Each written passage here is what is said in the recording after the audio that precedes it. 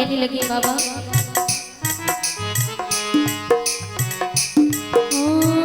एक तो मेरे पुत्र नहीं है, एक तो मेरे पुत्र नहीं है, दूजा सौत सदाए। एक तो मेरे पुत्र नहीं है, एक तो मेरे पुत्र नहीं है, दूजा सौत सताए। तीजे पति मेरे पास नहीं है, तीजे पति मेरे पास नहीं है, हाल हुआ बेहाल ओ बाबा, ना जन्मा कोई लाल ओ बाबा, ना जन्मा कोई लाल।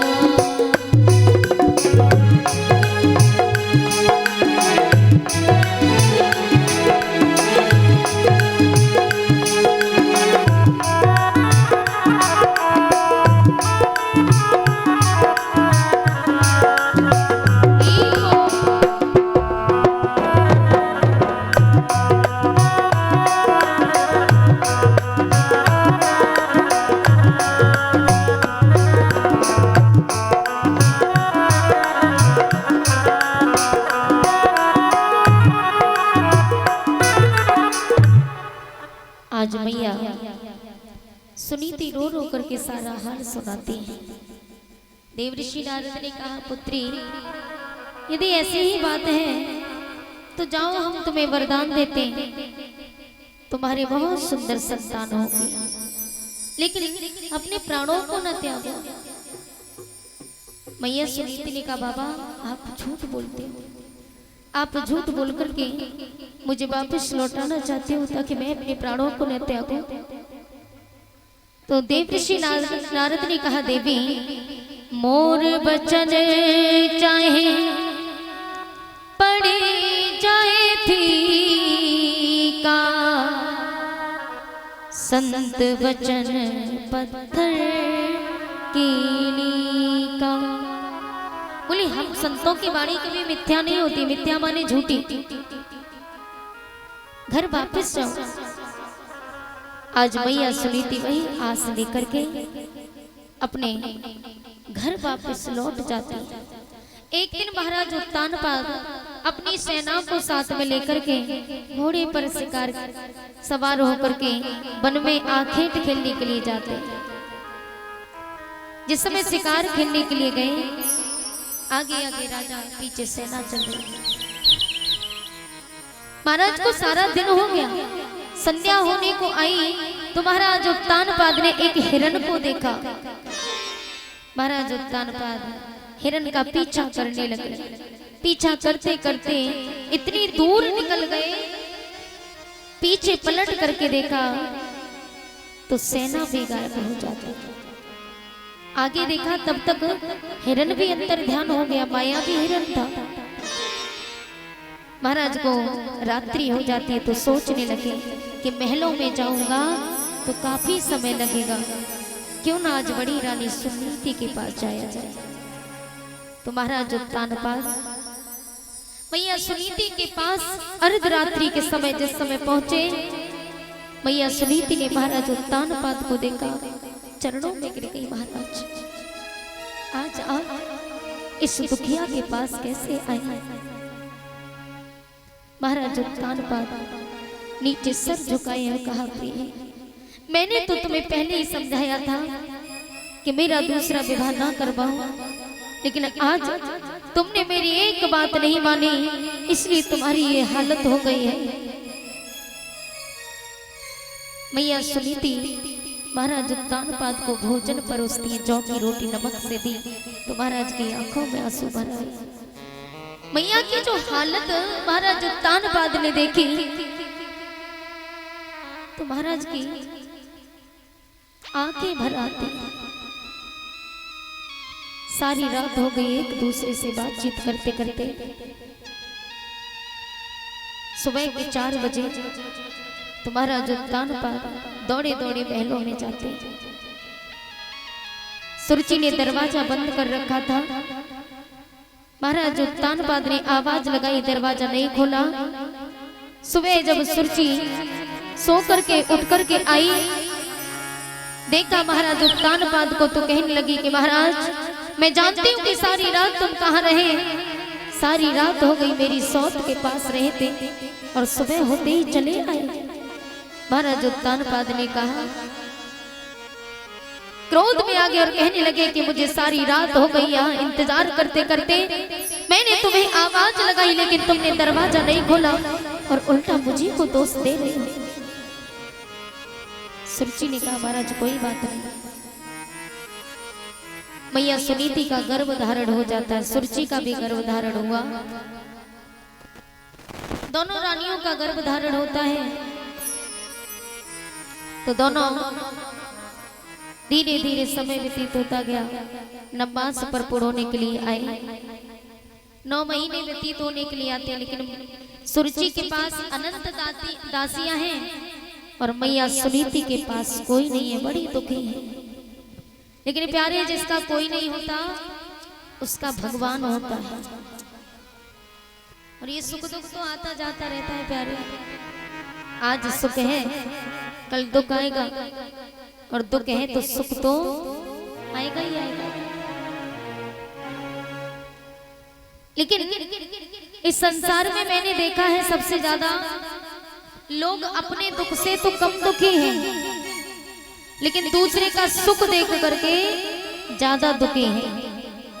अगर कोई अच्छा खा पी रहा हो तो लोग उसी से जलने लगते हैं। तो कहने का भाव ये है कि अपने दुख से कम दुखी है, लेकिन दूसरे का सुख देख करके ज्यादा दुखी है। एक बार 2 भाई थे और दोनों सगे भाई थे। एक भाई गरीब था और एक भाई अमीर था। छोटा भाई बड़ा परेशान। छोटा भाई कहने लगा, बोले मैं इतना कमाता हूँ फिर भी एक पैसा मेरे हाथ में नहीं टिकता। बड़ा परेशान हो गया और परेशान होकर के जंगल में मरने के लिए चला। तो भोले बाबा एक संत जी का रूप धारण करके आए और संत जी का रूप धारण करके कहने लगे, कहाँ जा रहे हो? बोले बाबा मैं मरने के लिए आया हूँ। बोले क्यों मरना चाहते हो? बोले बाबा मेरे जीवन में इतना दुख है, मेरा बड़ा भाई पैसे वाला है और मैं गरीब हूँ, तो मैं गरीबी में नहीं रह सकता, इससे तो अच्छा कि मैं मर जाऊं। भोले बाबा ने समझाया, नहीं माने तो भोले बाबा ने कहा एक काम करो, हम तुम्हें ये बटिया देते हैं। बटिया जानते हो? बटिया जानते हो? जो पत्थर की बटिया होती है, जो घर में सालीग्राम की बटिया होती है ना, सालीग्राम की बटिया तो जानते होंगे। वो भी नहीं जानते? पत्थर जो तुलसी जी होती है, तुलसी मैया, तुलसी मैया के पास इतनी बड़ी होती है सालीग्राम की बटिया, शिवलिंग जैसे शिवलिंग की भांति होती है, उसी को कहते हैं। तो भगवान शिव शंकर ने सालीग्राम की बटिया दी और कहा, इस बटिया को ले जाओ और अपने घर में गाय के गोबर से लेप करके, और तुम इससे कुछ भी मांगना, तुम इससे एक मांगोगे लेकिन तुम्हारे भैया को 2 प्राप्त होगी। तो खुशी के मारे पागल हो गया, दौड़ा दौड़ा घर गया, गाय के गोबर से लेप किया और बटिया रख ली। बटिया रख करके मांगने लगा। क्या मांगा? कि हे सत्य की बटिया होए तो मेरे घर में एक गेहूं को बोरा आ जाए। आप क्या बोरा को क्या कहते हैं? कट्टा, कट्टा कहते होंगे। तो छोटे भाई के घर में एक गेहूं का बोरा और बड़े भैया के घर में 2। भोले बाबा ने पहले कहा कि तुम इससे एक मांगोगे लेकिन तुम्हारे भाई को 2 प्राप्त होंगे। फिर मांगने लगा कि हे सत्य की बटिया होए तो मेरे द्वारे पे एक गाय बंध जाए। उनके द्वारे पे एक गाय और बड़े भैया के द्वारे पर 2 गाय। दौड़ा दौड़ा खुशी के मारे गया देखने के लिए, और जैसे ही बड़े भैया के द्वारे पर 2 गाय देखी तो क्रोध में आ गया, और क्रोध में आकर के जमीन में गड्ढा खोदा और उसी गड्ढे में शालीग्राम की बटिया को मूंद दिया।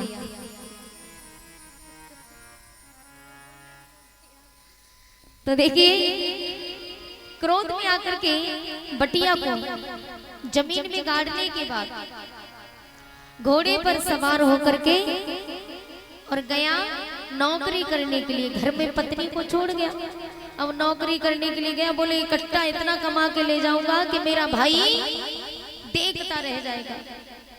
कमाते कमाते 6 साल हो गई। पत्नी ने देखा कि पति देव पता नहीं कहाँ चले गए, लौट के आएंगे भी कि नहीं आएंगे। घर में खाने के लिए अनाज नहीं, बड़ी परेशान। बारिश के दिन थे, बारिश में भी टूटा हुआ छप्पर रखा हुआ था, तो वो भी टप टप हो रहा था बारिश के दिनों में। तो बड़ी परेशान हो गई। तो उसने क्या किया, सोचा कि पति देव तो आएंगे नहीं। उसने बटिया निकाली और मांगने लगी, हे सत्य की बटिया होए तो मेरी 2 अटारी बन जाए। उनकी 2 अटरियां बन गई और बड़े भैया की कितनी हो गई, 4।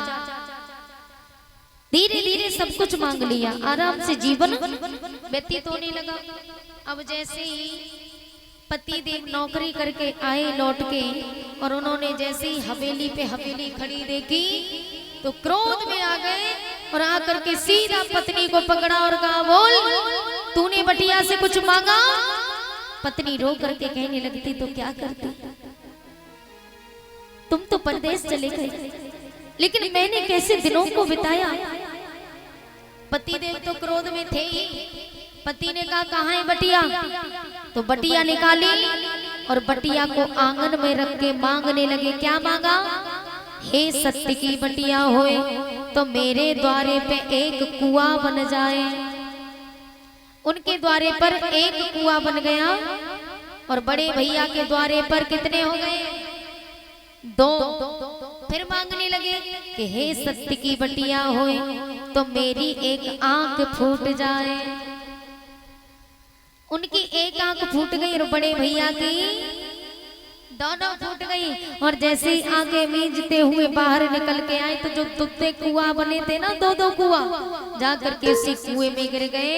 गोविंदाय नमो नमः हो गया।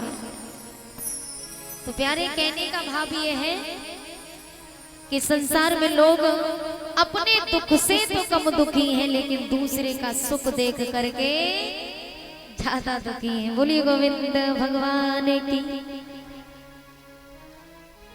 और ये इसी के बीच दान आया हुआ है।